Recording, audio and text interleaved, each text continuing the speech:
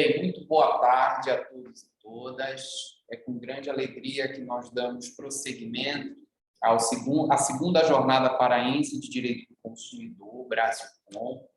Agora, na tarde desta quarta-feira, dando início ao primeiro painel, a mesa 1 do painel 1, com a presença do professor Denis Verbicaro e a presença da professora Cíntia Rosa Pereira de Lima, a quem, desde já, nós agradecemos a participação em nome do grupo de pesquisa e todos os demais parceiros, aqui do nosso grupo, o Brasilcom, o CESUPA, o FPA, a Verbicaro Advocacia, que estiveram aí incansavelmente ao nosso lado para que esse segundo seminário, ainda que remotamente, fosse realizado com essa estrutura. Eu gostaria, para os que estão nos assistindo em casa, online, de justificar aqui a ausência da professora Juliana, tá? Ela teve um pequeno contratempo em sua agenda, mas informou que a presença dela será substituída pelo professor Frederico Moesch, no painel 2 de amanhã, quando trataremos, pelo turno da manhã, da tutela do consumidor superendividado. Então, já fica aqui um convite para a participação de todos nesse painel 2, justificando aqui a ausência da professora Juliana nesse painel mesa 1. Bem, vamos dar prosseguimento, então, às nossas atividades. Convido, inicialmente, o professor Denis Verbicaro a falar um pouco mais sobre a discriminação algorítmica nas relações de consumo. O professor Denis é doutor em Direito do Consumidor pela Universidade de Salamanca, na Espanha, mestre em Direito do Consumidor pela Universidade Federal do Pará, professor da graduação e dos programas de pós-graduação estrito sensu da UFPA e do CESUPA, Centro Universitário do Pará, além de ministrar aulas, cursos, palestras e seminários em outras instituições de ensino, bem como na Escola Superior da Magistratura, na ESA, Escola Superior da Advocacia, e também é diretor do Brasilcom. É vencedor do Prêmio Ada Pellegrini Grinover pela melhor obra de Direito do Consumidor, obra coletiva, publicada no biênio de 2016 a 2018. Obra essa que conta, inclusive, com a participação de vários integrantes aqui do nosso grupo de pesquisa. O professor Denis também é procurador do Estado do Pará e advogado. Professor Denis, sem mais delongas, passo a palavra para que o senhor nos dê essa aula magnífica aí sobre discriminação algorítmica. Professor Felipe Guimarães, muito obrigado pela apresentação, muito obrigado pela parceria de sempre. Professor Felipe, que está conosco coordenando este evento. Quero saudar de modo muito especial a nossa convidada de honra, a professora Cíntia Rosa Pereira, que está aqui nos prestigiando numa rede de pesquisa Norte e Sul, no sentido de fortalecer ainda mais a aproximação entre o direito digital e o direito do consumidor. Para nós é motivo de grande orgulho poder contar com a sua disponibilidade e, mais importante, para mim em especial, uma honra dividir esse painel com uma colega que tem muito a nos ensinar certamente. Quero saudar os integrantes do nosso grupo de pesquisa, a todos os profissionais, alunos que estão participando do nosso evento. Hoje pela manhã nós tivemos as palestras de abertura com o professor Bruno Miragem, o professor Fernando Martins, tivemos uma participação expressiva, assim como na tarde de hoje, e seguiremos ao longo da noite discutindo a proteção de dados e a tutela do consumidor nesse universo digital. Eu vou iniciar aqui uma apresentação que eu elaborei.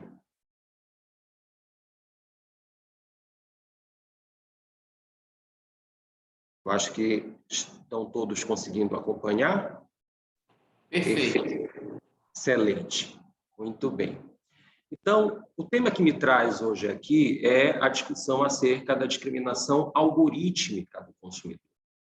Mas para que possamos entender o contexto em que essas práticas abusivas se desenvolvem, é importante desenvolver um raciocínio acerca de como se deu essa evolução tecnológica e como se deu essa transição, eu diria, abrupta, né, do consumo analógico para o consumo digital. Inicialmente, quando você falava de internet, quando você falava de comércio eletrônico, você tinha uma grande barreira de confiança. Primeiro, porque muitos consumidores sequer tinham acesso à internet. A internet ela não estava tão democratizada como hoje em dia.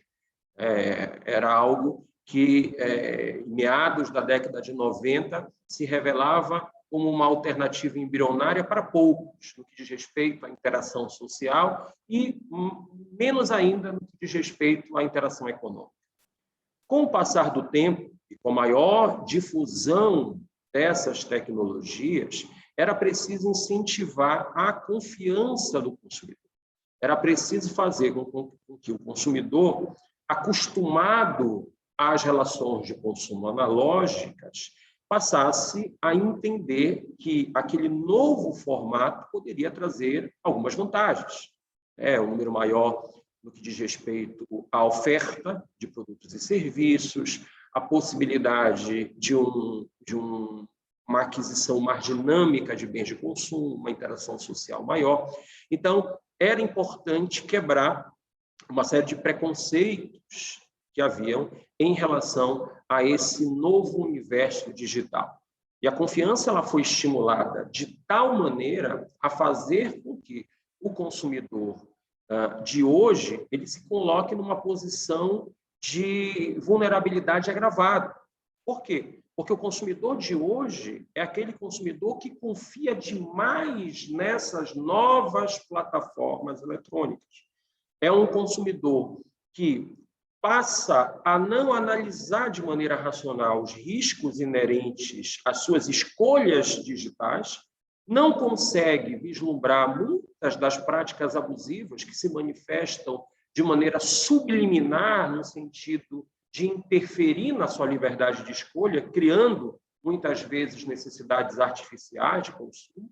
E esse consumidor ele não dimensiona exatamente os riscos inerentes a uma utilização irrefletida dessas plataformas, sobretudo quando lidamos com informações sensíveis, sobretudo quando lidamos com o uso indevido dos seus dados pessoais. Então, se antes nós tínhamos um problema de acesso, esse problema de acesso ele foi resolvido com o estímulo e democratização das redes, e, ao mesmo tempo, com um maior movimento de confiança desenvolvido nesse novo modelo de capitalismo de plataforma. Só que a confiança excessiva trouxe a reboque um agravamento da vulnerabilidade dos riscos.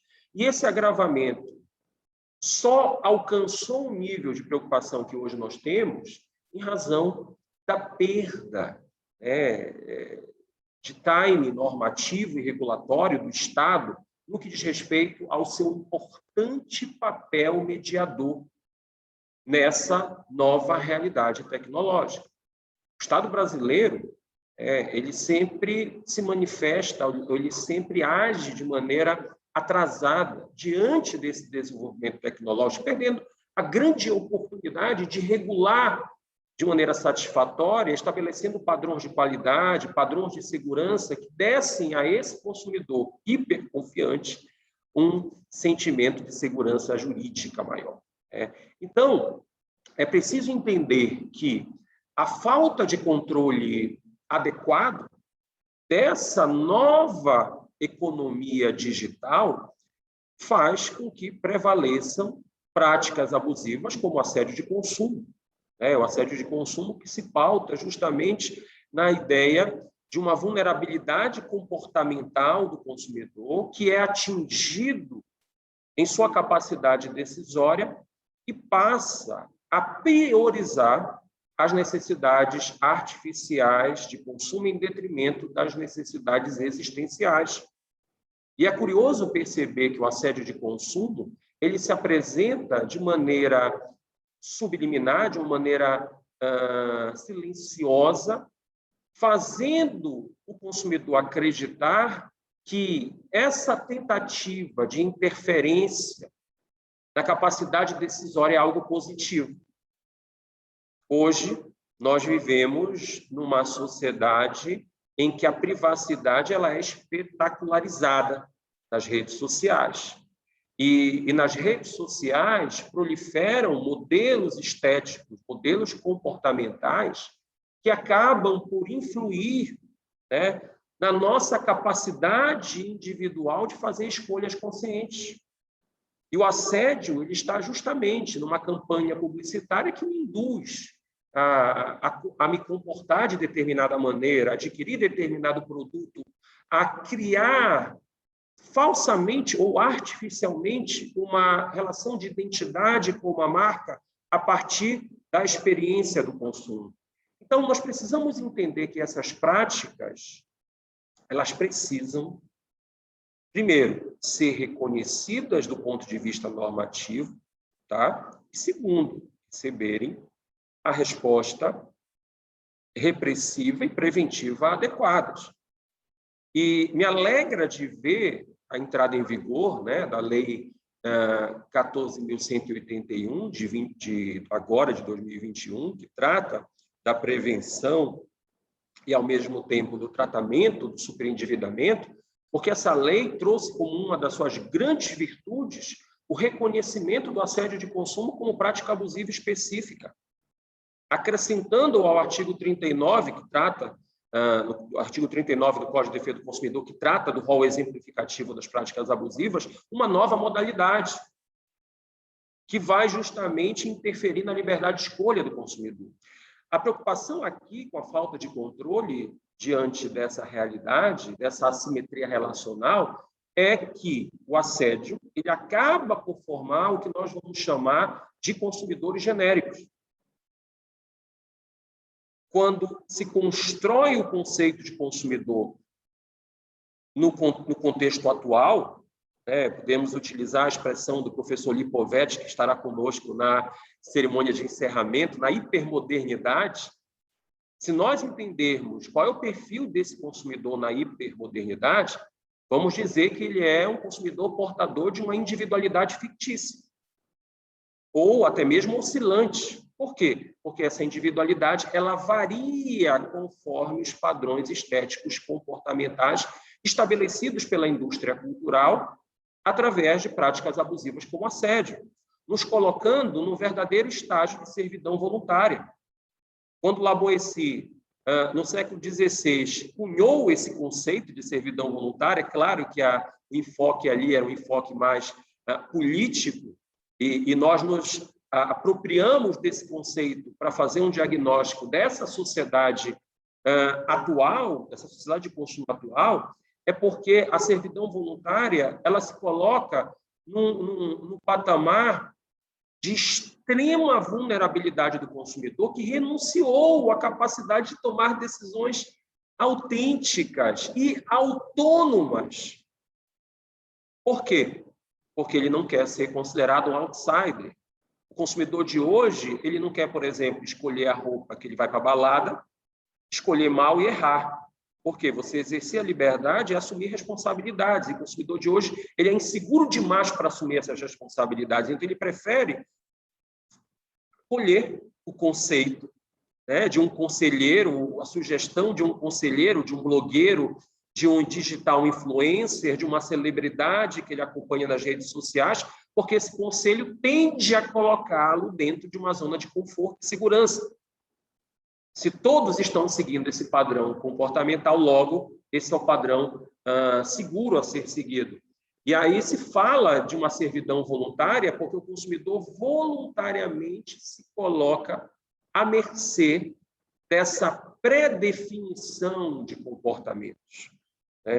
E hoje, quando avançamos no conceito de vulnerabilidade, nós vamos falar um pouco mais sobre isso, vamos perceber que esse padrão de comportamento que é estabelecido pelo mercado, ele já está fazendo uso da ferramenta algorítmica. Então, já estamos seguindo numa direção ainda mais perigosa de construção de perfis de consumo a partir do superávit informacional que nós depositamos diariamente nas redes através do uso desses aplicativos, das transações, de tudo aquilo que nós operamos nesse ambiente virtual. Então, é importante entender, hoje em dia, que a inteligência artificial, que outrora surge num contexto até mesmo progressista de se entender a inteligência artificial como uma forma de garantir o aprimoramento, né, do acesso, o aprimoramento do atendimento, da interação das marcas com os seus respectivos consumidores, hoje ela se coloca como um objeto de preocupação na medida em que ela visa substituir a decisão humana autônoma. Através dos novos mecanismos, né, de apropriação de dados, de tratamento de dados, o que se percebe é a utilização da inteligência artificial para discriminações ilegítimas, como que nós vamos falar ao longo dessa apresentação, dentro daquele conceito de capitalismo de vigilância cunhado, né, pela professora Shoshana Zuboff. E eu acho interessante, dentro desse conceito que ela nos traz, duas expressões, né? O superávit comportamental do proprietário. Por quê? Por mais que você possa entender, né, que a coleta dessas informações pessoais do consumidor possa dar a ele, talvez, uma melhor experiência no uso daquele aplicativo, e muita gente gosta dessa interação artificial, gosta de conversar, né, com a Siri, com a Alexa, né, a que ponto nós chegamos, né? Os nossos melhores companheiros são as referências da inteligência artificial e que, a partir dessa interação, conseguem não apenas armazenar as nossas predileções, mas conseguem construir perfis que serão comercializados, ou seja, será dado a esse perfil um tratamento mercadológico, muitas vezes sem o nosso consentimento e sem o nosso conhecimento, e é justamente esse superávit comportamental do proprietário que eu gosto de ouvir, para onde eu vou de manhã, né? Basta olhar para os nossos aplicativos de interação diária. Eu acordo pela manhã, entro no carro, o Google Maps já diz, olha, você leva 12 minutos para chegar no seu local de trabalho. Mas quem te disse que eu vou para o local de trabalho? O Spotify ele vira para você e diz, olha, talvez você goste dessa música. Eu, particularmente, sou até um entusiasta da inteligência artificial nesses aplicativos de música, porque ele traz aí sugestões de bandas, de grupos que eu jamais conheceria se não fosse essa capacidade de entender o meu gosto musical. Ótimo, legal.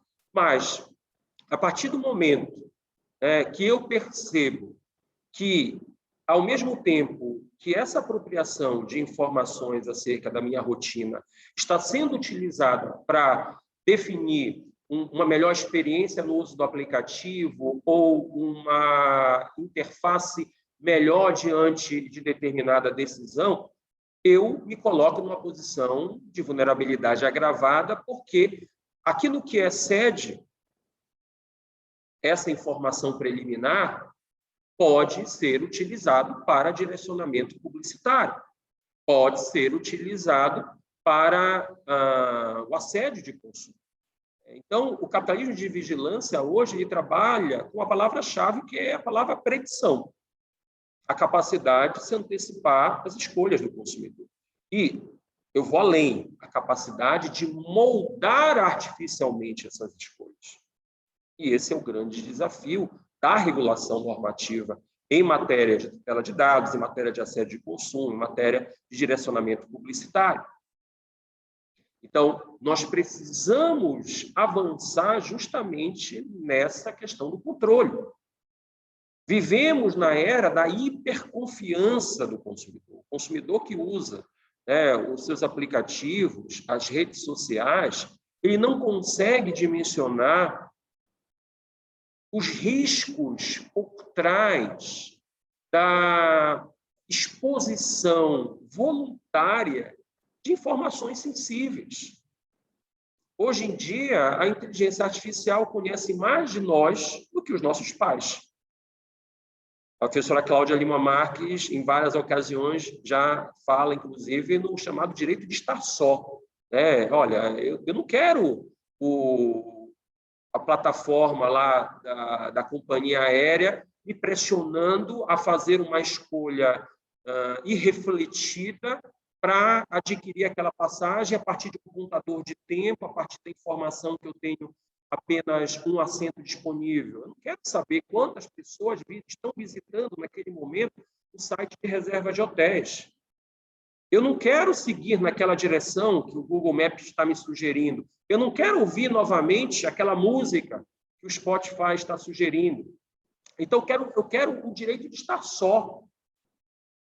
Eu quero ter a possibilidade de viver a minha privacidade e a minha intimidade de maneira plena. Algo que a inteligência artificial não mais nos permite. E aí surge, eu tive a oportunidade de escrever um artigo para a RDC, junto com a minha aluna do mestrado, a Janaína Vieira, em que nós falamos justamente dessa tutela digital de dados e construímos um conceito de reconfiguração dos atores dessa relação. Por quê? Ao mesmo tempo que o consumidor, hoje, ele é destinatário final das informações, ele é matéria-prima. Os seus dados pessoais, eles passam a ter uma relevância mercadológica muito grande. E o fornecedor, antes, compreendido a partir de um conceito do artigo 3º do Código de Defesa do Consumidor, que estabelece um rol até exemplificativo de agentes econômicos que se vinculam a uma série de obrigações relativas à proteção desse destinatário final, mas que hoje interagem em proveito próprio justamente para compartilhar essas informações pessoais sensíveis do consumidor. E cresceu muito o novo modelo Zero Price Advertisement Business Model, em que, na verdade, o consumidor acredita que, ao usar a rede social, ele está tendo a possibilidade de fazer uso de um aplicativo ou de uma plataforma gratuita, livre, desinteressada, quando, na verdade, ele é a mercadoria. Os seus likes, os seus cliques, todas as vezes que ele aperta lá no Saiba Mais, todas as vezes em que ele fica alguns segundos a mais na visualização daquele anúncio, faz com que haja toda uma engrenagem algorítmica para entender não apenas o modo como ele pensa, mas aquilo que pode agradá-lo do ponto de vista de consumo.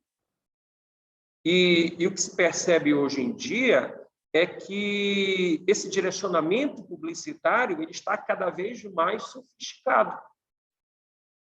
Por quê? Porque a publicidade fala justamente aquilo que eu quero ouvir. Não apenas do ponto de vista publicitário, mas do ponto de vista político. Basta você analisar quem são os seus amigos do Instagram, quem são os seus amigos do Facebook. São aquelas pessoas que, via de regra, compartilham a mesma visão de mundo, as mesmas concepções políticas que você tem. E como é que se chegou a essa conclusão? Porque a rede social, ela justamente faz essa análise, ela faz essa coleta de informações, ela constrói esse perfil e faz o direcionamento a partir dessas predileções. E o que é pior, mediante um consentimento involuntário do consumidor. Hoje, a Lei Geral de Proteção de Dados, ela trouxe avanços importantíssimos no que diz respeito à obtenção de um consentimento legítimo do consumidor. E o Código de Defesa do Consumidor, desde da sua entrada em vigor lá em 1990, ele já tem uma preocupação muito grande com a própria noção de autonomia da vontade nas relações de consumo. Essa noção, dentro do direito do consumidor, há muito tempo ela foi relativizada. Não há como se falar de liberdade contratual no direito do consumidor. A liberdade é um conceito relativo. Até porque se entende que o consumidor ele não tem condições, né, de exercer de maneira livre, de maneira autônoma, de maneira espontânea, a sua vontade perante o fornecedor.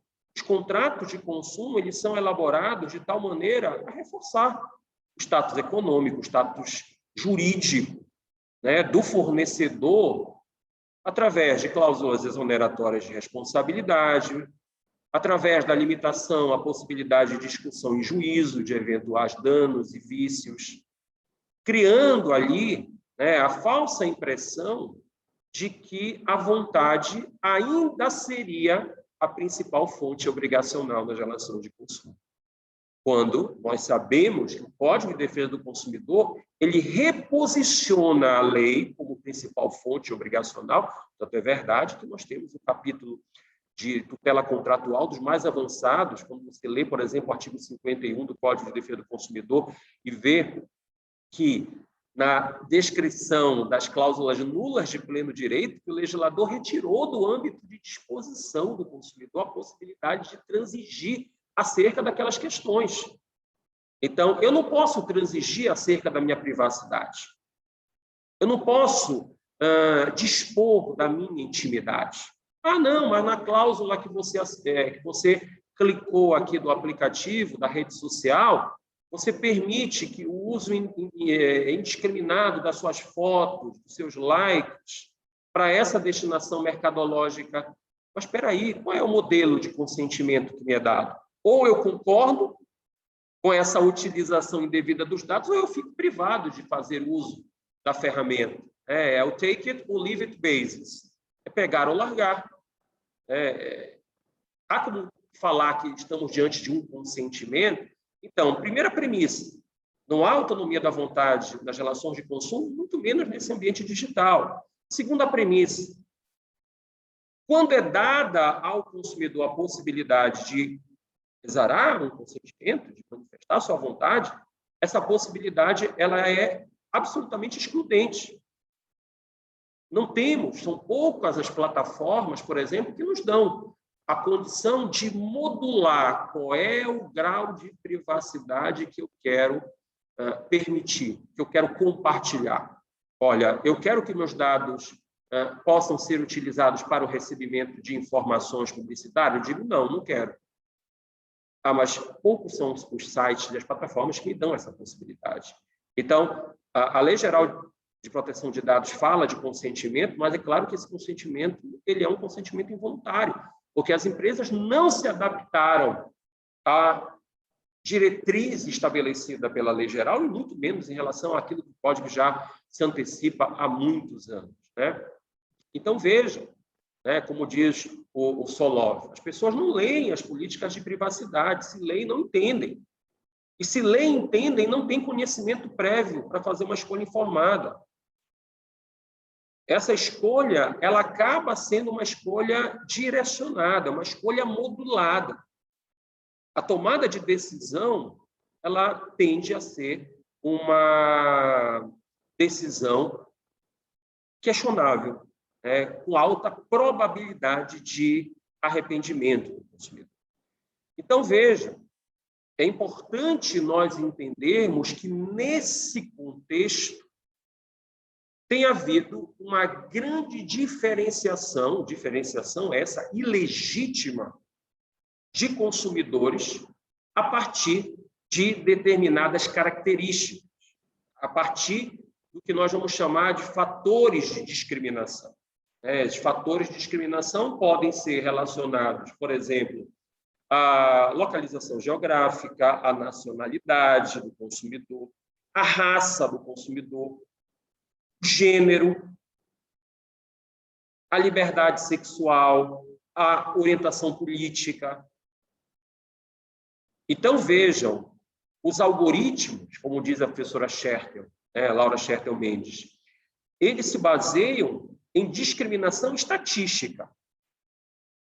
Então, o algoritmo ele costuma fazer essa leitura estatística, cria um entendimento generalizado acerca desse grupo, acerca dessa categoria de consumidores, mas certamente, em muitas situações, mais do que aproximar esse consumidor de uma experiência pessoal, o que se tem é uma discriminação ilegítima, uma diferenciação que acaba por violar um dos princípios fundamentais do direito do consumidor, que é o princípio da igualdade, isonomia de tratamento.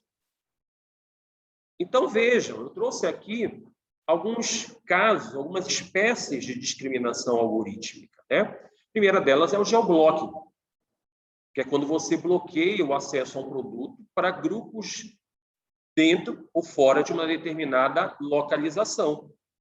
Então, vejam, eu tenho uma grande plataforma eletrônica, a partir, né, dessa análise estatística, dessa diferenciação estatística, eu passo a generalizar, por exemplo, que o consumidor brasileiro tem o maior poder aquisitivo, né, ou que o consumidor brasileiro não se comporta adequadamente na utilização de uma determinada plataforma de share economy, por exemplo, um Airbnb, e eu restringo, num grande feriado, o uso ou o acesso àquele quarto de hotel, aquele apartamento, ao consumidor cujo IP está localizado no Brasil. Eu vou fazer a oferta do serviço, eu disponibilizo essa oferta do serviço, mas eu vou modular o direcionamento dessa oferta apenas e tão somente para o perfil de consumidores que eu desejo. Eu posso utilizar um critério como, por exemplo, renda, eu posso utilizar um critério como, por exemplo, avaliação. E isso interfere diretamente no acesso isonômico dos consumidores àquela oferta. Da mesma forma, eu posso segregar determinado consumidor, determinado grupo de consumidores de uma campanha promocional, ou estabelecer preços diferenciados, justamente a partir desses estereótipos mercadológicos. Então, nós vamos comentar 2 casos aqui da Decolar, em que ela se pautava justamente nessa diferenciação de preços, em que se entendia, por exemplo, que o consumidor brasileiro ele tinha um alto poder aquisitivo, maior que, por exemplo, o consumidor uruguaio ou do que o consumidor argentino, e a plataforma disponibilizava o preço da passagem, o preço do hotel, diferente para o mesmo período, para o mesmo serviço, diferente de acordo com a nacionalidade do consumidor que estivesse fazendo a busca. Justamente porque ela trabalhou com esses generalismos, né? Com essa generalização de informações estatísticas, e criou uma espécie de estereótipo mercadológico de que o consumidor brasileiro está disposto a pagar mais pelo mesmo quarto de hotel, então eu vou cobrar mais. O mesmo acontece, por exemplo, quando você passa a utilizar com frequência essas plataformas. Vamos imaginar, olha, eu uso com frequência a plataforma do Booking. Muito bem, eu tenho um cadastro, eu tenho uma conta do Booking. O simples fato de você ter uma conta, um cadastro nessa plataforma, gera para a inteligência artificial a seguinte presunção, de que há uma grande probabilidade desse consumidor usar a minha plataforma outras vezes.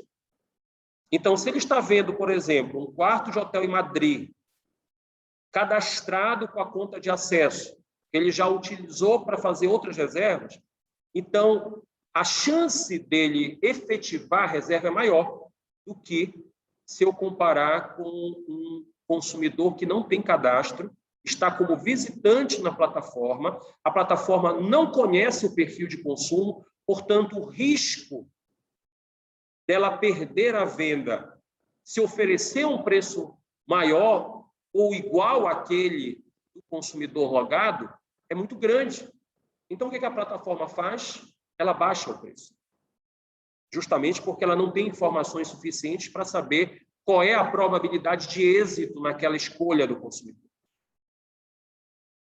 Então, a inteligência artificial, ela consegue, através dessa predição, através dessa análise estatística, apresentar à plataforma uma resposta economicamente mais viável. Mas, sob o ponto de vista do consumidor, nós temos aqui a consolidação de práticas abusivas claras. Por quê? Além da discriminação ilegítima, a nacionalidade, a raça, o estado em que está o consumidor, a orientação sexual, não são fatores legítimos a justificar tratamento diferenciado. Então, nós temos, a um só tempo, violação a um direito básico do consumidor, artigo 6º, inciso 2, como uma prática abusiva lá do artigo 39, inciso 10. É importante entender que, além dessa definição normativa, temos a caracterização de publicidade abusiva. O parágrafo 2º do artigo 37, quando fala dessa espécie, que é a espécie mais gravosa, fala claramente: qualquer publicidade de natureza discriminatória ela é abusiva. Então, isso traz, naturalmente, consequências de natureza civil, penal e administrativa para o infrator. E é curioso entender que o processo administrativo no Departamento de Proteção e Defesa do Consumidor, à época, decorreu de representação do Booking, quando se falava lá da Decolar, alegando concorrência desleal. A repressão administrativa e judicial, elas são importantes porque elas, ao mesmo tempo, elas evitam uma prática correlata, que é o dumping social. E o que é o dumping social? É quando você nivela por baixo a proteção do consumidor. É quando você passa a adotar uma prática abusiva de maneira contínua e reiterada, e essa prática não recebe a devida repressão normativa, e ela acaba gerando uma lucratividade para o fornecedor, ela acaba sendo replicada por outros fornecedores. E isso enfraquece a concorrência e isso vulnera ainda mais a proteção desse consumidor. Então, os casos que eu trouxe aqui para vocês, o caso da Decolar, a decisão inédita lá do DPDC, que aplicou uma multa de 7,5 milhões em 2018, justamente pelo geoprice e o geoblocking, aquelas práticas que nós comentamos há pouco. Ela foi reincidente, tá? Em 2020, ela voltou a ser sancionada e, mais recentemente, se identificou prática discriminatória da Uber.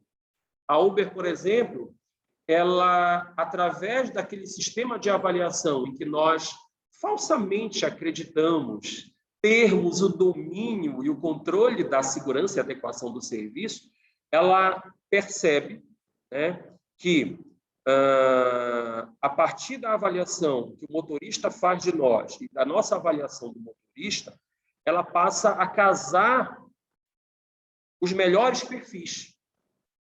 Então, vejam, se você tem uma avaliação negativa enquanto usuário, a tendência é que você receba os piores motoristas. Mas, espera aí, será que eu sei dessa informação? Será que a minha liberdade de escolha ela está sendo adequadamente informada no sentido de fazer com que eu entenda exatamente como se dá essa escolha da corrida?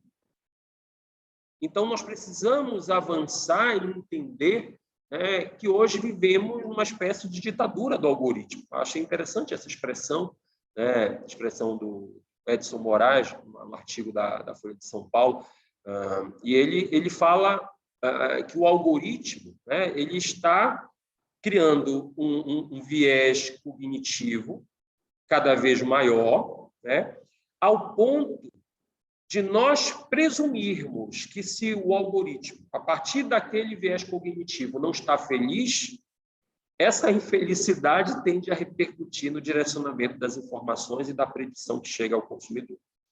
Então, é absurdo nível de influência que a inteligência artificial tem e passará a ter ainda em relação às nossas escolhas. Daí porque nós precisamos avançar num conceito que eu reputo fundamental nesse novo ambiente digital, que é o conceito de vulnerabilidade algorítmica. Vulnerabilidade, como eu sempre digo, é um dos conceitos mais caros ao direito do consumidor. É um conceito que está em processo constante de evolução. Nós temos a vulnerabilidade econômica, que foi o marco histórico da construção das desigualdades jurídicas de tratamento. Nós avançamos muito a partir da ideia de assédio de consumo, o conceito de vulnerabilidade comportamental do consumidor. A professora Cláudia, há alguns anos, já vem defendendo um conceito de vulnerabilidade situacional diante da realidade tecnológica. E por que não falar agora, mais recentemente, de uma vulnerabilidade algorítmica? Justamente em razão da forma como os nossos dados pessoais sensíveis são manuseados e utilizados pela inteligência artificial. A pandemia, ela agravou essa hiperconfiança, agravou essa vulnerabilidade, nós confinados, reféns dessas plataformas eletrônicas, seja do ponto de vista profissional, seja do ponto de vista das nossas relações pessoais, fomos levados a fazer o uso permanente desses recursos, sem entender exatamente as consequências e os riscos inerentes a essa confiança excessiva. Eu estou passando um pouquinho do meu horário, professor Felipe, mas eu já estou adiantando aqui a minha apresentação. Eu queria comentar um pouquinho esse caso aqui, que eu acho um caso emblemático e é fruto de uma experiência empírica minha. Nada melhor como você vivenciar na pele e entender o que está acontecendo no país e se preocupar com aquilo que pode acontecer conosco num futuro muito próximo. Professora Cíntia, eu tive a experiência super agradável, né, de participar de um congresso na Universidade de São Petersburgo, na Rússia, de apresentar um trabalho, e era um intervalo de tempo muito curto, tínhamos uma semana, e eu precisava me deslocar. Eu sabia que a fama dos taxistas da Rússia era terrível, não falavam inglês, alguns tentavam enganar pelo valor da moeda, e eu fui muito preocupado e estava tentando saber como é que eu me deslocar. E descobri, que ali havia um aplicativo de transporte compartilhado, semelhante à Uber. A Uber, na verdade, emprestou a tecnologia para essa empresa russa, a Yandex Taxi, e ela funcionava de forma muito parecida com a Uber. Você baixava o aplicativo e começava a usar. Eu cheguei no aeroporto, comprei o chip, baixei o aplicativo e comecei a analisar as opções que tinha. A primeira opção de carro era carros rápidos, táxis rápidos, só isso. Era a única informação e era o preço mais em conta. Segunda opção, carros rápidos e, às vezes, limpos. Aí eu já fiquei preocupado. Às vezes, limpos, então a primeira opção, a periculosidade, a insalubridade ali era total. Terceira opção, carros com motoristas que receberam algum treinamento, carros, às vezes, limpos. O preço ia aumentando conforme a qualidade do serviço. Aí, algum treinamento. Então, a lógica qual é? As opções anteriores eram os motoristas assim degenerados, que dirigiam de maneira alucinada. E aí ia subindo. Aí chegava numa opção que era motorista que recebeu treinamento de direção defensiva e táxi limpo. Não, eu vou ficar com essa aqui. Aí tinha várias opções, até limousine, você podia escolher. Onde eu quero chegar com essa gradação de opções? Veja, a economia digital ela está avançando para um terreno muito perigoso, que é o terreno que dá, supostamente, ao consumidor a liberdade de dispor de bens jurídicos inalienáveis. Então, veja, se eu optar por pagar mais barato, eu vou abrir mão da minha segurança. Porque eu estou sabendo que aquele motorista não tem treinamento. Eu estou sabendo que aquele motorista vai dirigir de forma rápida e segura. Mas, ainda assim, eu concordei com a viagem. porque a plataforma supostamente me deu a alternativa de escolher uma opção melhor. Aí eu pergunto, estamos falando de uma plataforma que funciona na Rússia, cuja tutela do consumidor é praticamente inexistente. Então, ali prevalece o império da autorregulação do mercado. Eu acho curioso quando no Brasil se fala, da autorregulação do mercado, liberdade econômica. Não existe liberdade econômica num país em que não há concorrência, num mercado concentrado, no mercado em que você tem monopólio ou oligopólio. Quando a gente analisa a plataforma eletrônica, é essa a realidade. Então, como é que eu posso falar de autonomia, de autorregulação do mercado num espaço em que, por exemplo, você tem a Uber, tem a 99 e só. Você tem no outro segmento a Airbnb, a Booking, Hotels.com e só. Não há como você ter autorregulação. Então, o Estado ele tem um papel importante. E volta àquilo que nós falávamos no início. O Estado perdeu o timing para regular de maneira adequada esse novo capitalismo de plataforma e, por que não dizer, o capitalismo de vigilância que nós temos. Então, meu receio é acontecer com aquilo que acontece na Rússia. Então, olha, tem uma companhia aérea da Irlanda, outro exemplo que eu dou, que ela submeteu à autoridade de aviação europeia a possibilidade de vender passagens para o passageiro viajar em pé. Não é mais barato. E ele quer viajar em pé, ele prefere pagar mais barato, abrindo mão da sua segurança. Então, claro que a autoridade europeia recusou. Mas, se você analisar, por exemplo, a resolução 400 da ANAC, aqui do Brasil, que legitimou a venda casada de bagagem, desnaturou o contrato de transporte aéreo, que permite a cobrança avulsa da bagagem, a cobrança avulsa do assento, que permite a cobrança avulsa da alimentação. Daqui a pouco vai estabelecer no Brasil a cobrança avulsa do banheiro. Não, mas o consumidor paga antes de viajar. Então, é preciso entender que alguns bens jurídicos não podem estar no âmbito dessa disposição, dessa liberdade. E aí, a Lei Geral de Proteção de Dados, o Código de Defesa do Consumidor, eles têm um papel importante nesse diálogo de fontes. Eu vou passar rapidamente aqui, porque nós precisamos entender que hoje nós temos duas legislações muito avançadas. Existem falhas? Existem. A Lei Geral de Proteção de Dados e seus muitos vetos, hoje nós estávamos ouvindo o professor Fernando Martins falar muitas alterações, os vetos que tornaram a Lei Geral de Proteção de Dados brasileira, eu diria, não tão boa quanto ela poderia ser. Tá? Mas ainda assim é um avanço significativo. O Código de Defesa do Consumidor, com seus 31 anos de vigência, ainda uma legislação de vanguarda, atualizado mais recentemente pela Lei 14.181 de 2021. Amanhã teremos um painel riquíssimo para falar sobre ela.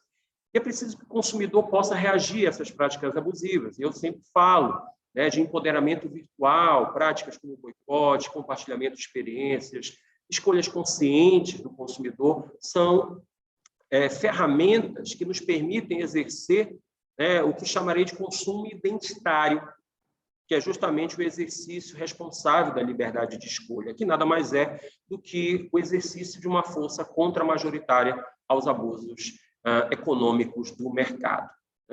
Então, eu encerro por aqui, falei demais, desculpe, professora Cíntia, professor Felipe, mas, aproveitando que a gente tem uma folguinha a mais no tempo,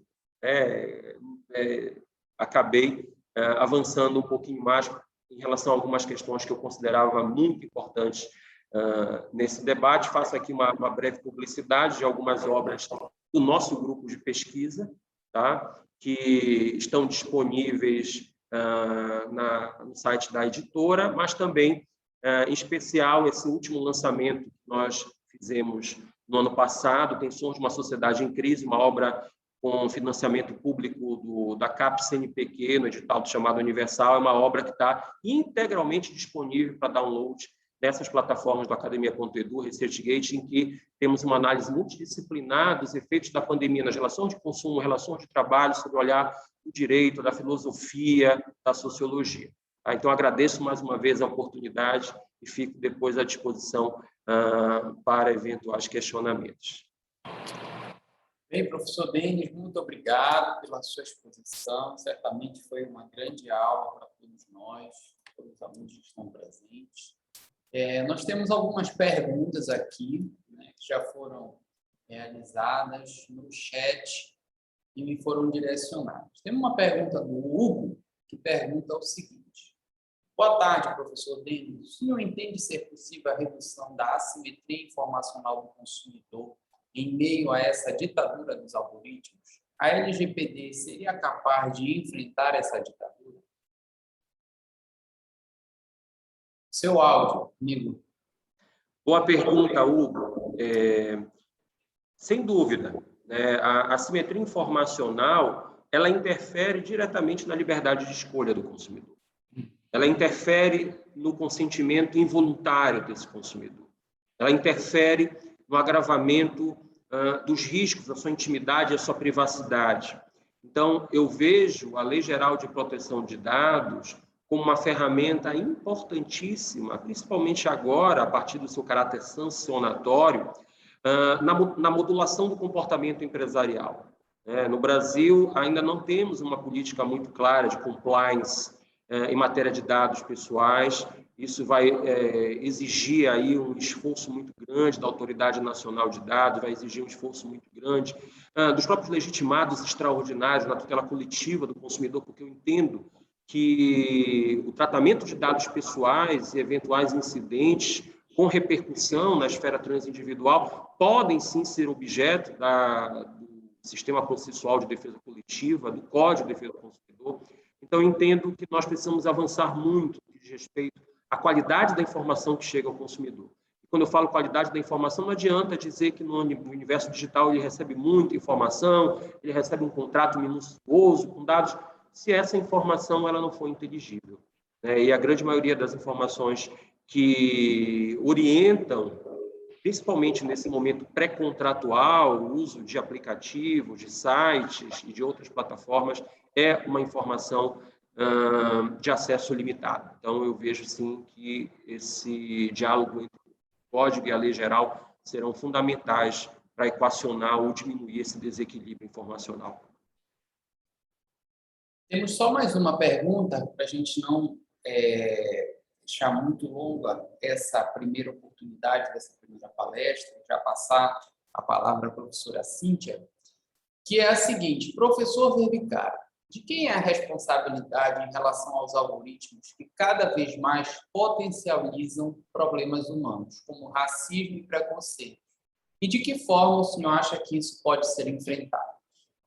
Muito boa pergunta, Cíntia. A meu ver, a responsabilidade aqui é do gatekeeper, do guardião de acesso da plataforma, porque é ele que tem a responsabilidade de, primeiro, dar ao consumidor a informação necessária para que o consumidor possa exercer um consentimento autêntico para acessar os dados. Segundo, a responsabilidade é dele de preservar essa informação e de dar um tratamento adequado, e por tratamento adequado estão vedadas quaisquer espécies de discriminação, ou criação de estereótipos comportamentais ou mercadológicos. Então, eu entendo que a responsabilidade da plataforma, e aí volto a repetir, além dos aspectos administrativos, as sanções administrativas, penais, entendo que é fundamental o controle coletivo do Código de Defesa do Consumidor. Seja no que diz respeito à prevenção, seja no que diz respeito à repressão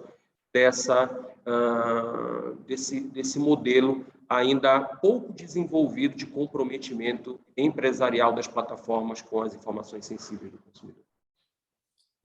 Obrigado, professor Denis. Eu acho que, sobretudo, uma atuação mais proativa dos entes legitimados, algo que a gente falava durante a mesa de abertura hoje, com a participação do professor Fernando Martins. Eu acho que a academia tem um papel de informar cada vez mais e formar a sociedade civil, no sentido de identificar quais são esses direitos ou de quais são essas novas vulnerabilidades, né, presentes dentro desse contexto digital, de comunicação, né, de vulnerabilidades algorítmicas, e, a partir de então, traçar aí a melhor forma de tutela do consumidor, seja na perspectiva individual ou, com maior preferência, num cenário de tutela coletiva em busca de uma maior eficácia dessa proteção do vulnerável. Mas agradeço efusivamente aqui a participação do professor Denis, por essa brilhante palestra. Acho que todos nós aqui aprendemos muito nesse primeiro bloco da mesa 1. E passo a palavra agora para a nossa convidada de honra, a professora Cíntia Rosa Pereira de Lima, que vai tratar da efetiva proteção do consumidor diante da circulação transfronteiriça de dados pessoais.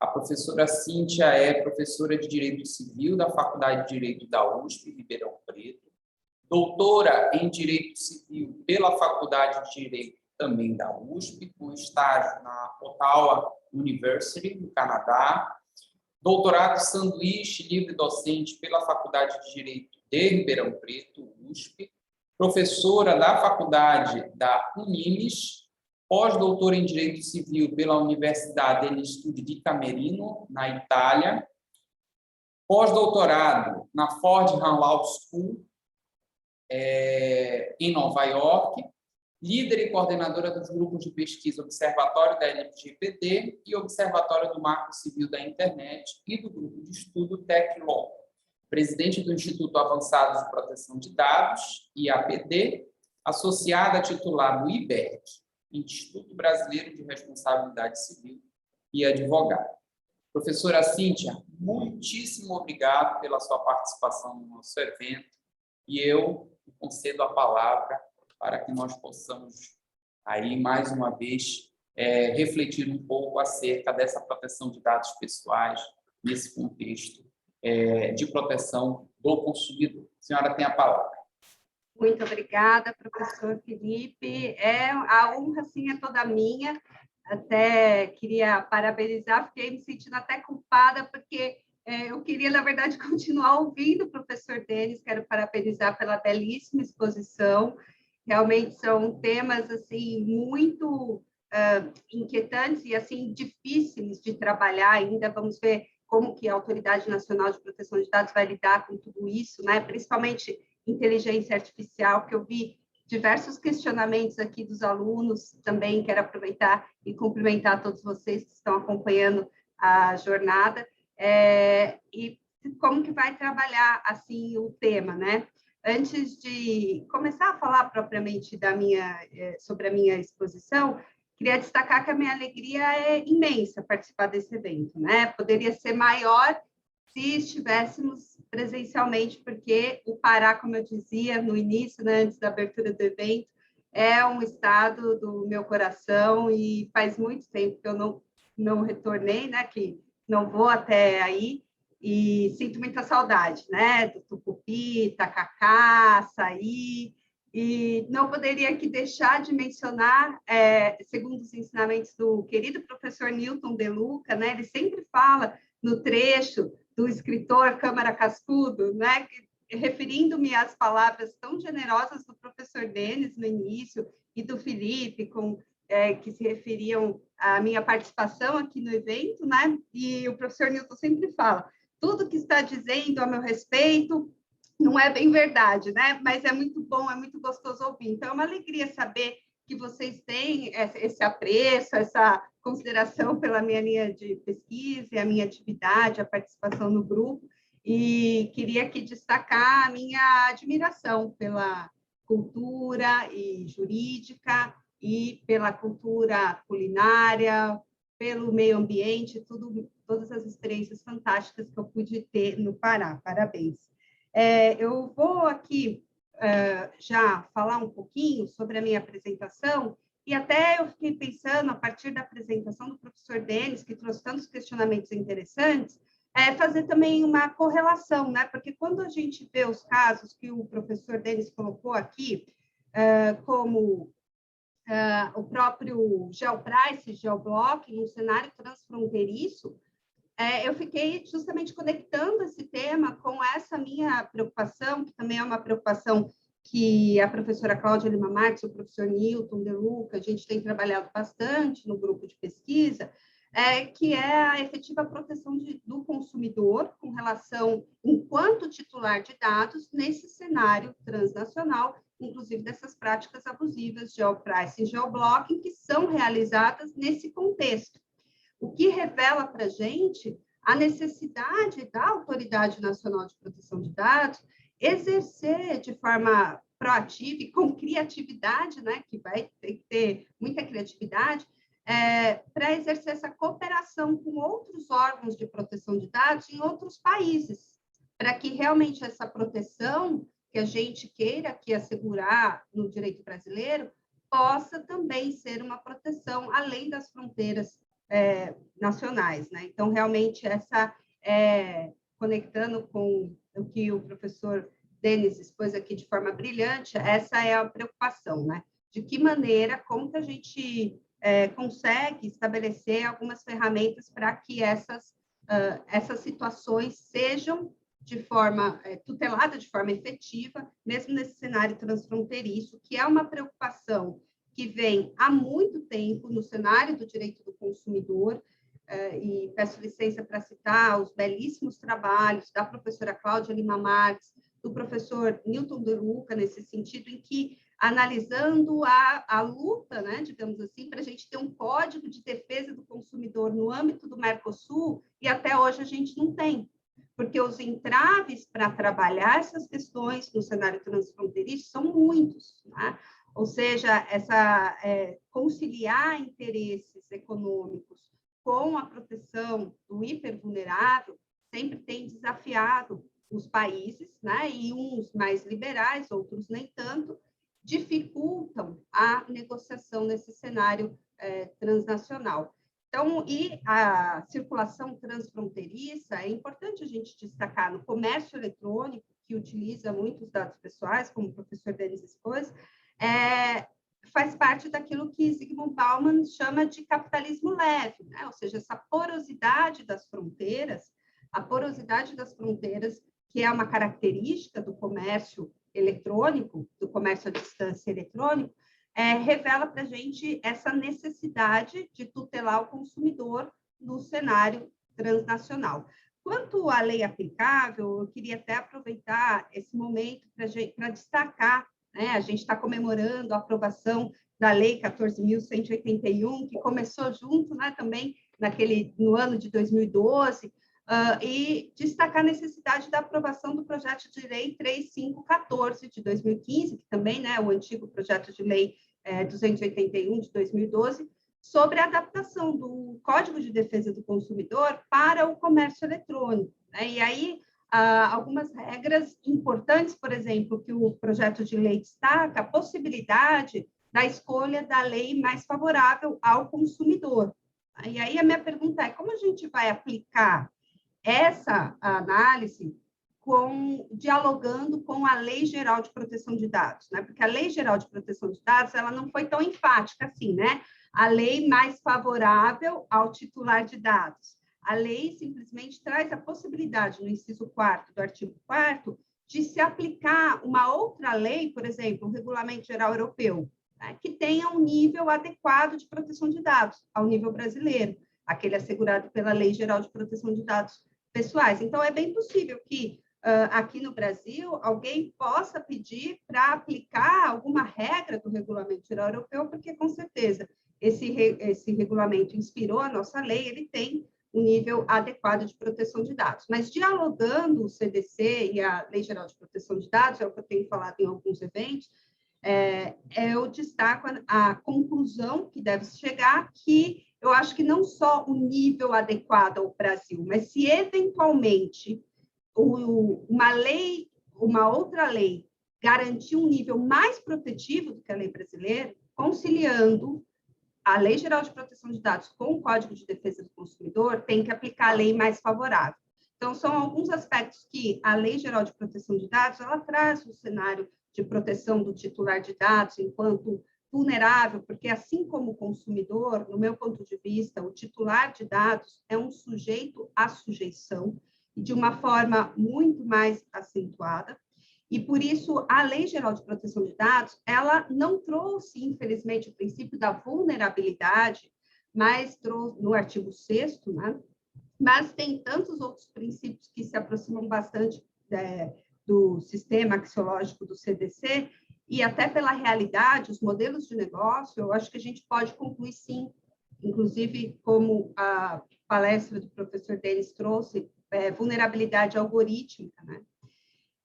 Então, são tantas hipóteses assim que a gente vê o titular de dados como um sujeito à sujeição, e por isso, sim, ele está num contexto de vulnerabilidade. E quanto à jurisdição, né, também isso já tem, a gente tem uma regra, né, que pode ser facilmente aplicada nesse cenário transfronteiriço, que é o titular de dados, consumidor enquanto titular de dados, ele vai ingressar com a ação, né, no seu domicílio, e seja ele autor e réu, o projeto de lei 3514, ele especifica um pouco mais sobre isso. Então, eu acho que a gente precisa se movimentar para que a gente possa comemorar num tempo breve a aprovação do projeto de lei, para que o CDC possa efetivamente ser atualizado nesse contexto.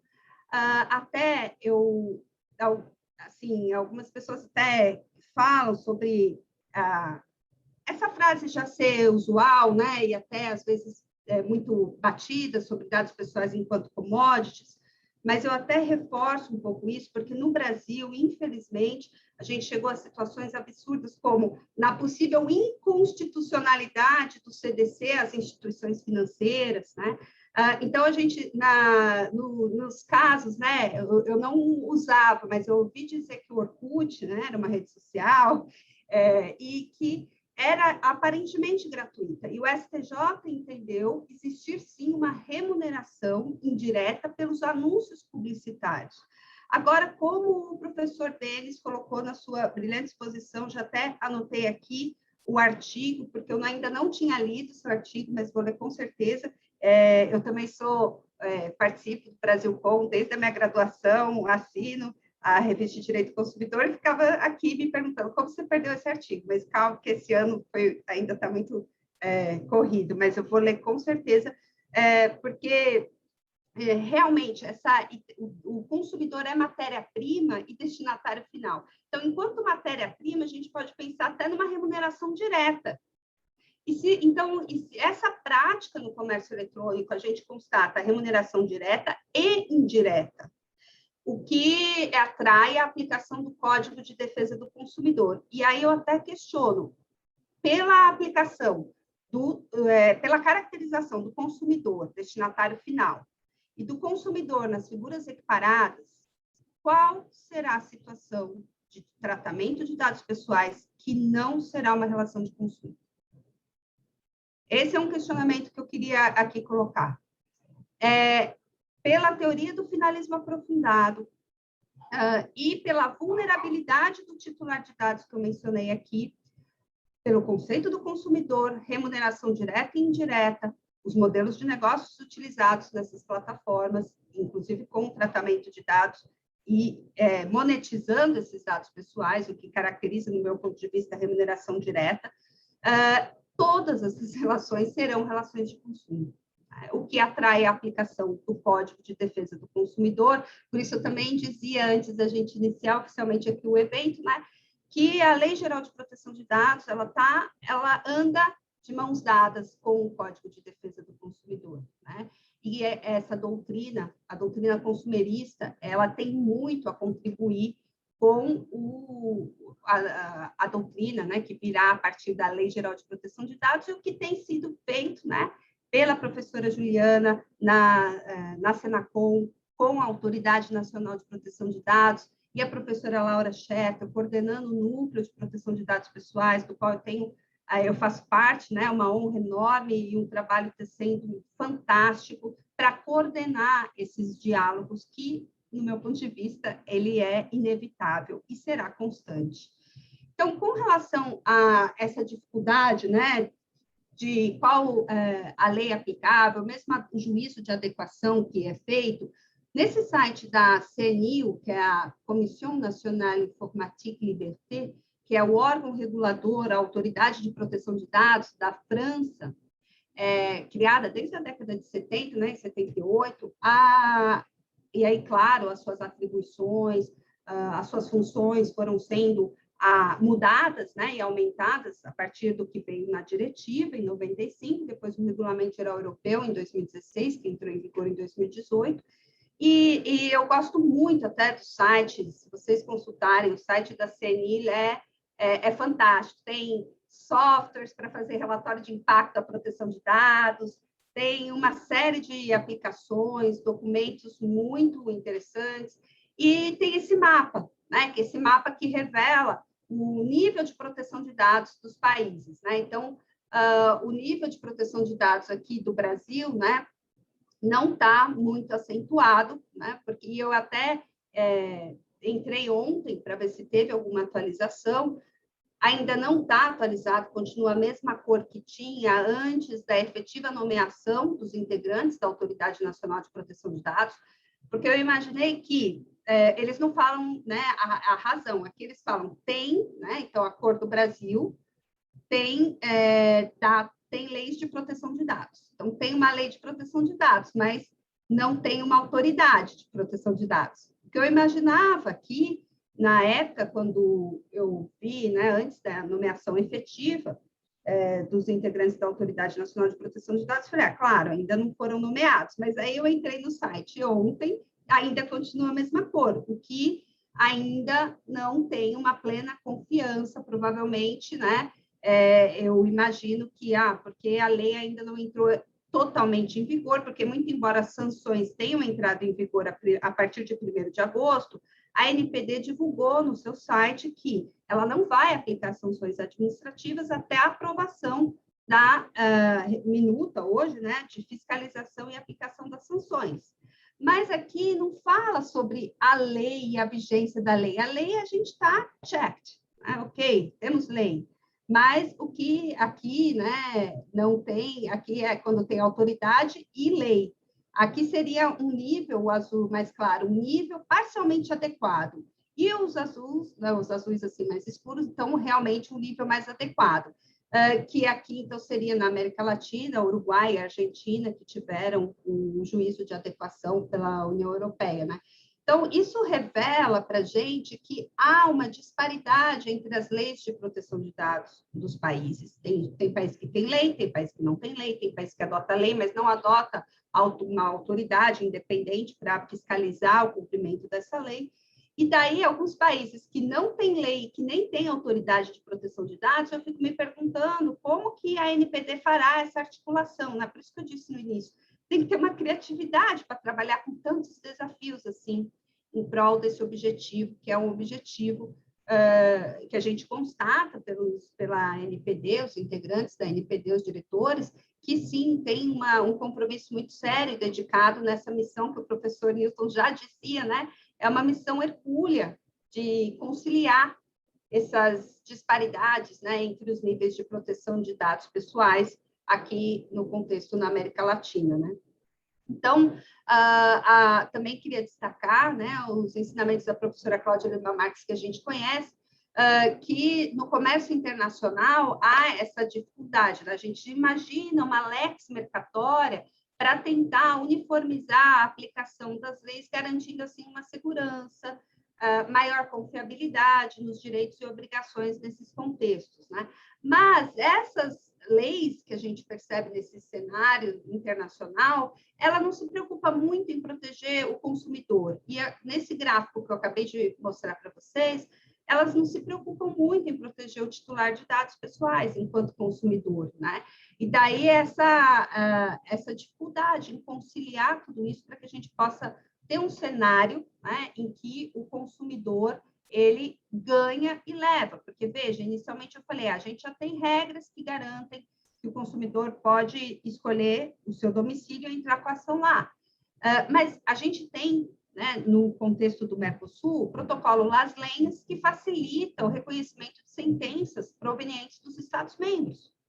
Mas nesse contexto transfronteiriço de utilização de aplicações, né, por exemplo, de empresas sediadas no Vale do Silício, a gente tem ferramentas que facilitam essas sentenças brasileiras nos Estados Unidos, para que, reconhecidas lá essas sentenças, o consumidor possa executar, às vezes, a sentença lá, porque não tem patrimônio, às vezes, da empresa para executar aqui no Brasil. Então, nesse cenário em que o consumidor ele tem essas ferramentas que a lei já garante, aplicar a lei mais favorável, entrar no juízo do seu domicílio, mas, tá, ele tem uma sentença favorável. O que ele faz com essa sentença favorável se ele não conseguir executar aqui no Brasil?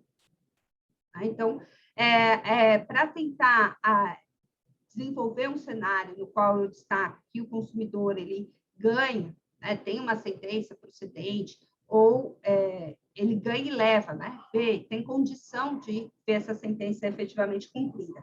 Pode-se pensar em alguns cenários, como fundos, né, para que esse consumidor possa efetivamente ser ressarcido, no contexto de proteção de dados pessoais também, e outras medidas preventivas para a atuação da Autoridade Nacional de Proteção de Dados, né? Então, eu imagino que a autoridade, a partir dessa coordenação geral de relações institucionais e internacionais, que é um órgão dentro da Autoridade Nacional de Proteção de Dados, e, segundo o decreto 10.474 de 2020, e o seu artigo 3º, inciso 3, e o artigo 20, traz a competência para a coordenação geral das relações institucionais e internacionais, oferecer subsídios para que a Autoridade Nacional de Proteção de Dados possa executar essa função que está expressamente prevista no artigo 55J, que é estabelecer ações de cooperação com autoridades de proteção de dados pessoais de outros países de natureza internacional ou transnacional. Então, eu acho que uma atuação preventiva seria trabalhar nesses países a harmonização das leis de proteção de dados. Isso eu já adianto, a gente pode já adivinhar, né? Porque isso foi impossível no cenário do direito do consumidor, a gente não consegue, né? Um Código de Defesa do Consumidor até hoje, mas esse trabalho, mesmo assim, né? A ANPD vai ter que desenvolver.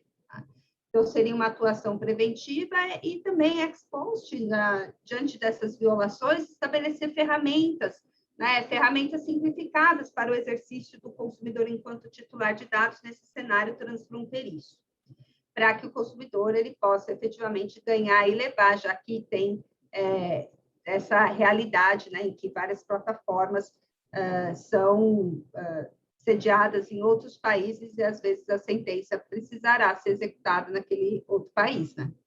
A convenção, então, aqui na OEA, na Organização dos Estados Americanos, a partir desse ano, deu andamento. Então, inclusive, agora em setembro vai ter um evento específico sobre os princípios, né? Não a convenção, sobre os princípios de proteção de dados, porque a OEA atualizou os princípios em 2021, em abril de 2021, que são os princípios que a gente tem na nossa lei, né? O princípio da necessidade, adequação de dado, que restringe ao mínimo necessário o tratamento de dados, consentimento informado e outros princípios, né, que a lei traz, como a existência de um órgão independente para fiscalizar o cumprimento da lei de proteção de dados.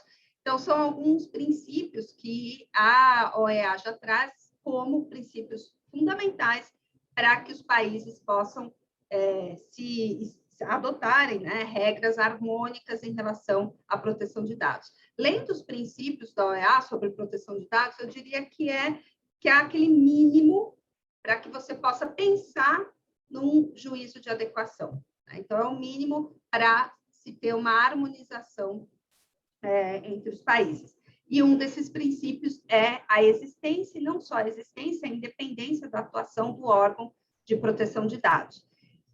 E, diante disso, assim, a partir dos ensinamentos do professor Eric Yarm, a professora Cláudia Lima Marques aqui no Brasil, a gente pode afirmar que o direito internacional privado, ele precisa, né, como os professores falam, ele precisa estabelecer ferramentas para a proteção do hipervulnerável, né? E não só como instrumento de a liberdade econômica, o voluntarismo jurídico, mas também proteger o hipervulnerável, né? Então, nesse sentido, as regras do direito internacional privado, essa possível convenção de direito privado na América Latina sobre proteção de dados, que é, inclusive, o tema de um capítulo que eu escrevi no livro, que eu coordenei a ANPD e a LGPD, Desafios e Perspectivas. Esse livro resultou do Congresso Internacional aqui em Ribeirão Preto, que foi um dos últimos antes da pandemia, em novembro de 2019,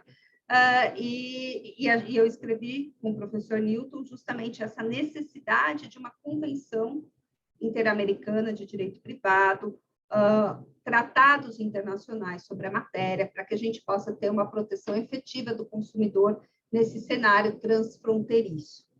Então, eu não vou aqui me alongar mais, eu compartilhei esse livro que eu mencionei há pouco, né, NPD e LGPD, para não cansá-los demais e a gente poder debater, né, e seguir para as questões. Bem, professora, muito obrigado pela sua exposição. Acho que todos nós aprendemos muito, né, aqui a respeito da temática sobre os dados pessoais, todas essas repercussões no cenário internacional, né? E eu gostaria de deixar a palavra franqueada ao professor Denis, caso queira fazer alguma intervenção a respeito da palestra da professora Cíntia e também aos demais que estão presentes, acompanhando aí via online o nosso seminário, para que, se quiserem, façam perguntas aí no chat para a posterior resposta da professora Cíntia.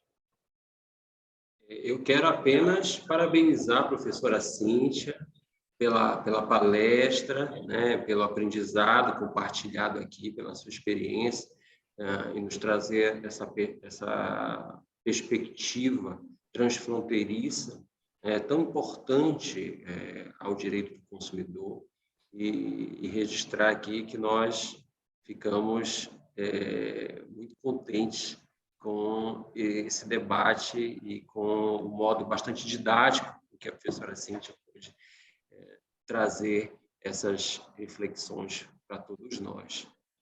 Obrigado mais uma vez pela disponibilidade, professora.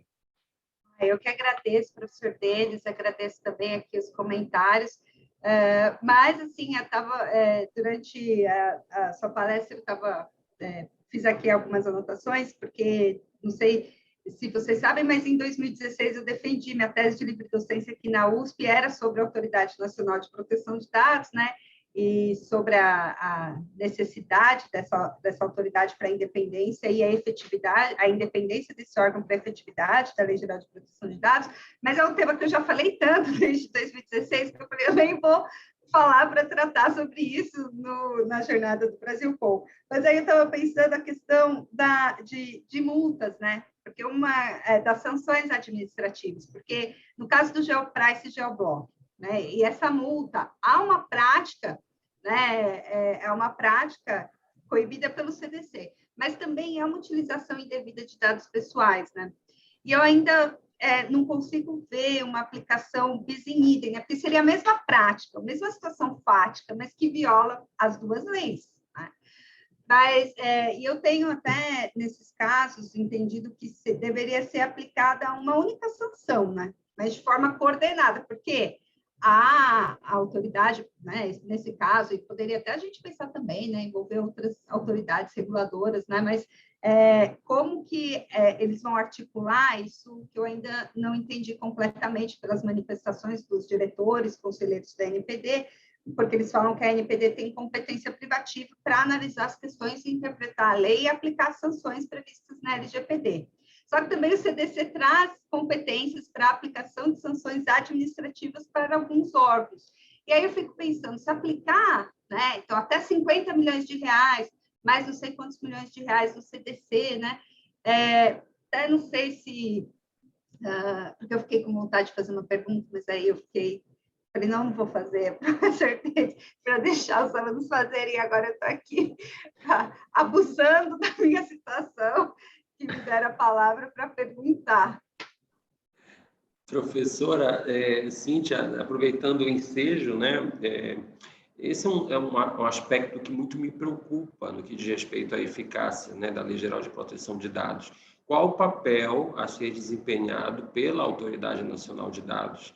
Eu tive até a oportunidade de indagar, né, o professor Bruno Mirage hoje mais cedo, porque nós não temos, de uma maneira muito clara, uma política nacional para a tutela de dados, né? Nós temos uma lei principiológica, muito diretiva, que avançou muito de maneira analítica, né? Não apenas no que diz respeito a aspectos conceituais, mas também em comandos definitivos, mas eu sinto falta de uma articulação adequada do Estado, né, na implementação de uma política pública eficaz. Eu coloco essa preocupação, professora Cíntia, porque o que se vê em outros países é uma iniciativa, do ponto de vista empresarial, muito mais transparente. As regras de compliance empresarial muito avançadas, você percebe um comprometimento maior do segmento empresarial em notificar eventual vazamento de dados, um compromisso muito mais eficaz, porque ali há um receio real das sanções. No Brasil, não. No Brasil, o que se vê hoje em dia é uma espécie de experimentação. Por exemplo, os grandes vazamentos de dados, as empresas avaliam. Será que nós vamos ser identificados? Será que a autoridade nacional vai conseguir chegar até nós? Não vai. O esforço ainda é embrionário. Então, vamos fazer a autodeclaração, autonotificação? Não. Vamos continuar na clandestinidade até que alguém consiga fazer um nexo uma conexão entre o vazamento e a falha de segurança específica. Então, eu queria lhe ouvir, já que a colega é uma das maiores referências no Brasil, qual seria o tempo de maturação da nova lei que a senhora estima para que tenhamos essa mudança de consciência empresarial, que tenhamos um sentimento de maior confiança na própria eficácia das sanções existentes na Lei Geral de Proteção de Dados? Excelente pergunta. Assim, o que eu tenho falado, né? A gente tem uma lei de proteção de dados pessoais, mas a proteção ao titular dos dados pessoais ela já existia a partir da Constituição Federal, outras leis específicas e o Código de Defesa do Consumidor, que eu insisto em dizer, o consumidor figura padrão e as figuras equiparadas, o titular de dados será um consumidor. Então, essa proteção assim, já existia, do meu ponto de vista. Né? O tempo que a autoridade vai levar e a cultura de proteção de dados vai se consolidar, eu espero que seja menor, porque a gente já tem uma cultura consumerista bem consolidada. E o Brasil é exemplo disso, né? Até, eu não sei se eu cheguei a comentar com a professora Cláudia Lima Marques, mas aí já faço aqui, o professor Denis também saber, quando eu fiz o doutorado de sanduíche no Canadá, na Ottawa University, em 2006, lá me pediram para traduzir alguns artigos do nosso Código de Defesa do Consumidor, porque já sabiam da fama da nossa lei de proteção do consumidor.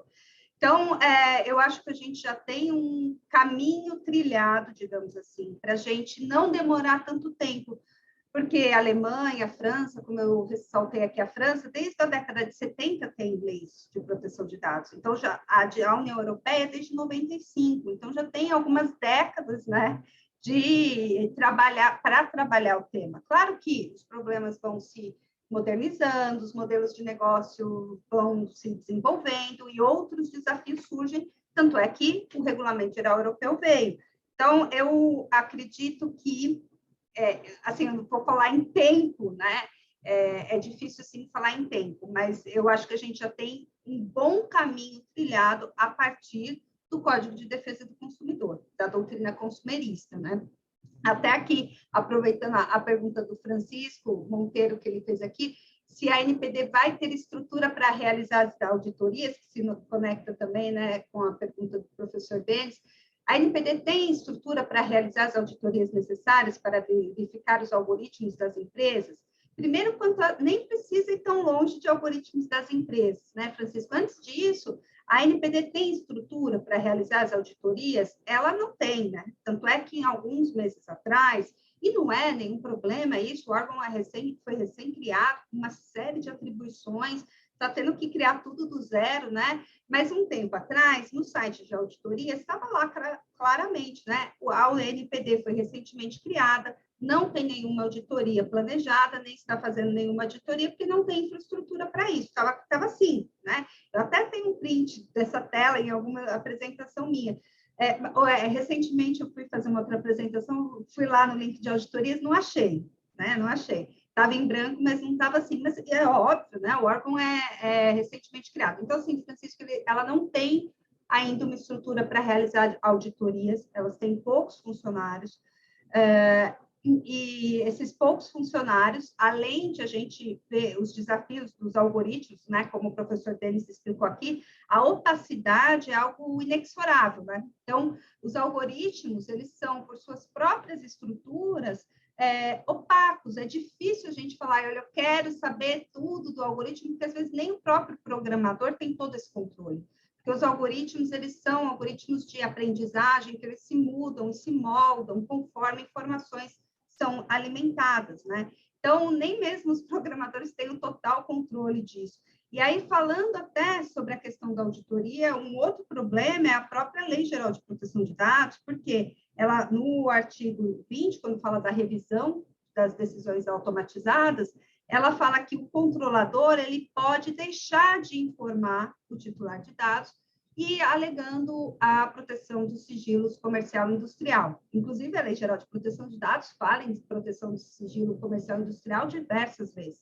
Tinha feito a conta de quantas vezes é mencionada na lei proteção do segredo industrial comercial, mas agora não lembro de cabeça. Mas na revisão das decisões automatizadas, esse é um tema, que o controlador pode deixar de informar o consumidor, mas ao deixar de informar, a ANPD tem que auditar. Então, os parágrafos do artigo 20 falam, olha, se a defesa do controlador for em virtude do segredo industrial comercial, eu não posso informar tudo que o consumidor está querendo saber, de onde eu tirei essas informações, qual algoritmo que eu usei para perfilhar o consumidor, eu não posso, porque eu tenho segredo industrial comercial. Quando ele responde isso, a ANPD pode fiscalizar, só que a ANPD não consegue fiscalizar. Aí a pergunta do professor Denis, quando ela poderá fiscalizar?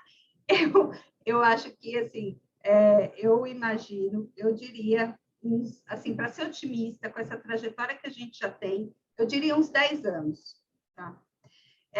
Com cuidado também, né, de que muitas pessoas se intitulam especialistas em proteção de dados, e eu adoro isso no seguinte sentido, está todo mundo estudando o tema, isso vai ser bom para a sociedade brasileira, para a proteção do consumidor e a consolidação da cultura da proteção de dados no país. Só que eu queria só fazer um alerta para tomar cuidado, porque às vezes a gente escuta alguns absurdos e aí a gente pode até, ao invés de avançar, retroceder. Tá? Então, só aproveitar fazer esse alerta. Eu torço para que daqui a uns 10 anos, à luz da experiência que a gente já tem com a doutrina consumerista, a gente tenha essa consolidação. Mas o problema, para terminar, assim, encerrar, que a gente estourou todo o tempo, é que nesse livro que eu falei, o professor, que é do Ministério da Justiça, na Alemanha, e trabalha no órgão de proteção de dados alemão, o título do artigo dele é Muitos Dados e Pouco Dinheiro. Too many data and not too much money, alguma coisa assim. Mas a ideia, quando ele fala no artigo dele, ele fala que a Alemanha, e olha que da Alemanha, nesse congresso participaram professores de Portugal, da Espanha, da Itália, França, Alemanha, Uruguai, Argentina, e a Alemanha é um país que tem muitos recursos para fazer auditorias sofisticadíssimas, né? E mesmo assim, uma reclamação dele foi a falta de pessoal e a falta de investimento, porque cada vez mais é necessário investimento em tecnologias sofisticadas, isso custa muito caro. Tá? Então, se a Alemanha, que tem desde a década de 70, ainda sofre com essas limitações de recursos, seja de pessoas, né, número de pessoas trabalhando no órgão e dinheiro, talvez eu seja muito otimista a falar em 10 anos, mas eu quero desanimá-los, então vou manter meu otimismo. Não, eu fico com o seu otimismo, professora Cíntia. A gente tem que acreditar que a eficácia dessa lei vai chegar e que nós vamos participar desse processo de maturação da melhor maneira possível. Aproveitando aqui, professora, tem uma pergunta do nosso aluno do mestrado, Jorge, ele diz: professora Cíntia, excelente palestra. Na sua visão, quais as maiores dificuldades em exercer o direito de portabilidade dos dados nesse cenário de mercado global? A portabilidade de dados já é difícil aqui no mercado nacional mesmo, né? Porque o critério de interoperabilidade que precisa ser definido significa adotar um padrão de aplicação das informações legível por máquina. Então, ou seja, todas as informações que um controlador de dados tem que ser armazenadas de uma forma que, se o titular de dados for exercer o direito à portabilidade, essas informações sejam transmitidas numa linguagem legível por máquina, e para ser algo universal. Então, o que eu imagino, assim como a internet, né? Vamos relacionar, fazer um paralelo com o Internet Protocol e bases, né? O HTTP, bases que a gente utiliza, e que pegou, né?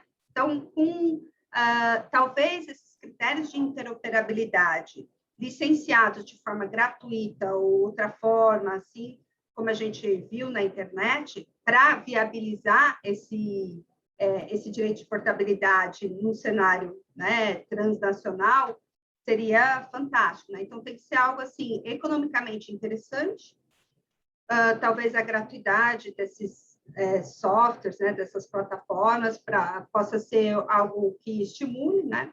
Também a parte de certificação, né? Então, certificar, isso vai ser algo muito importante para a NPD ter a ajuda que precisa nesse cenário de limitação de recursos, que as empresas certificadas, e a certificação é algo que vai ser regulamentado, mas o próprio regimento na NPD, a nossa lei fala, e o Regulamento Geral Europeu utiliza isso de maneira muito eficiente, que essas empresas, então, tenham esse certificado que elas cumprem, né, a Lei Geral de Proteção de Dados. Então, se elas usam esse critério interoperável, definido até de maneira universal, e que tecnologia é mais fácil definir critérios universais, né? Lei é mais difícil.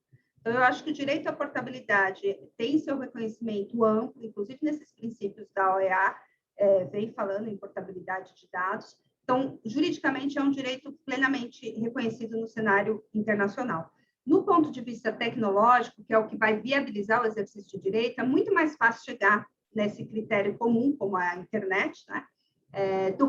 Então, é muito mais fácil negociar o aspecto tecnológico do que o jurídico. Se até o difícil a gente já tem, eu imagino que o tecnológico seja fácil, mas tem que chegar num critério interoperável para que essas informações sejam lidas por máquinas.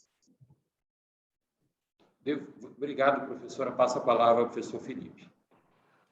Bem, muito obrigado, professora, mais uma vez, pela sua participação. Obrigado pelas respostas aí também explanadas ao longo desse nosso encontro de hoje à tarde. Agradeço mais uma vez a disponibilidade de todos os professores, todos os parceiros envolvidos nesse nosso segundo seminário de Direito do Consumidor, né, paraense, aqui celebrado em parceria com o Brasilcom e outros institutos, nosso grupo de pesquisa.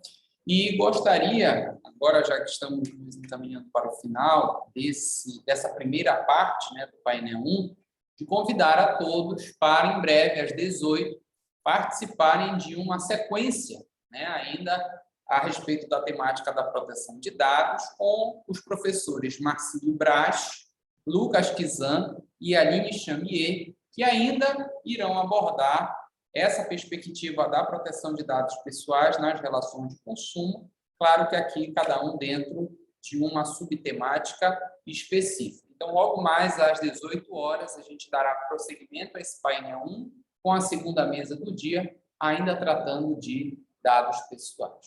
Professora, muitíssimo obrigado pela sua participação.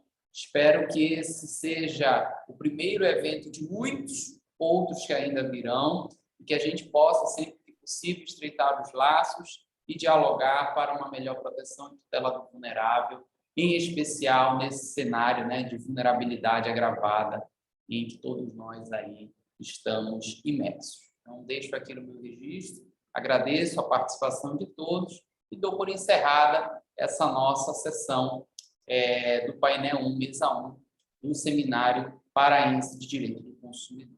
Um grande abraço a todos e até logo.